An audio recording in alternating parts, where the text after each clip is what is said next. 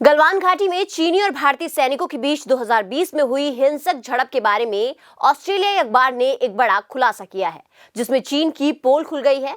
जी हां, ऑस्ट्रेलियाई अखबार में लिखा गया है कि 2020 में हुई गलवान घाटी की इस हिंसक झड़प में चीन को उससे कहीं ज्यादा नुकसान हुआ था जितना कि उसने दावा किया था।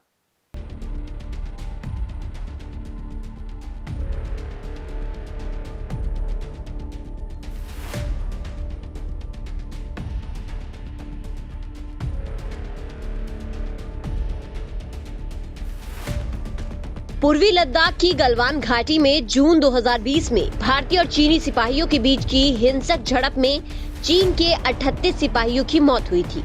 इस बात का खुलासा ऑस्ट्रेलियाई अखबार द कलेक्शन में प्रकाशित खोजी रिपोर्ट में हुआ है। ये संख्या चीन की तरफ से बताई गई संख्या से 9 गुना ज्यादा है। इस रिपोर्ट को 1.5 साल की रिसर्च के बाद तैयार किया गया है।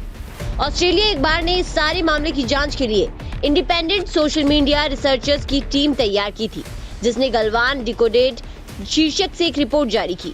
एंथनी क्लॉन की अगुवाई वाली स्पेशल रिपोर्ट में बताया गया है कि चीन की पीपुल्स लिबरेशन आर्मी के कई सिपाही उस रात गलवान नदी में बह गए थे।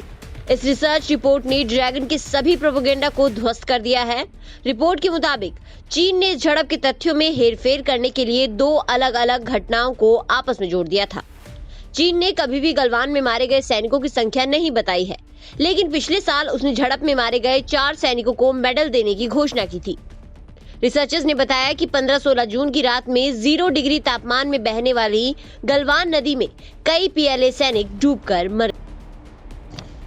मीडिया रिपोर्ट्स में चीनी सोशल मीडिया प्लेटफॉर्म वीबो के कई यूजर्स के ब्लॉग के आधार पर दावा किया गया है कि उस रात 38 चीनी सैनिक नदी में। बाद में चीनी अधिकारियों में इन सभी सोशल मीडिया पोस्ट को हटा दिया था। इन 38 लोगों में जूनियर सार्जेंट वांग झुओरान भी शामिल था, जिन्हें चीन ने मेडल देने की घोषणा।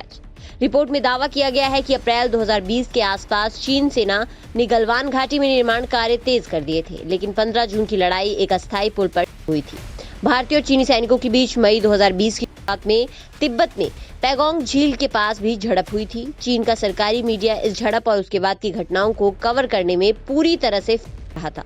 उसने बहुत सारे तथ्यों को छुपा लिया था और दुनिया को जो बताया वो ज्यादातर मनगढ़ंत कहानियां थी।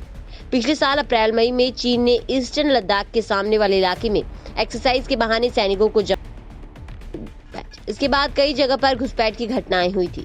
भारत सरकार ने चीन को जवाब देने के लिए इस इलाके में लगभग उसी के बराबर संख्या में सैनिकों को हालात इतने खराब हो गए कि 4 दशकों से ज्यादा वक्त बाद एलएसी पर गोलियां चली। इसी दौरान 15 जून को गलवान घाटी में चीनी सेना के साथ हुई झड़प में 20 भारतीय सैनिक शहीद हो गए थे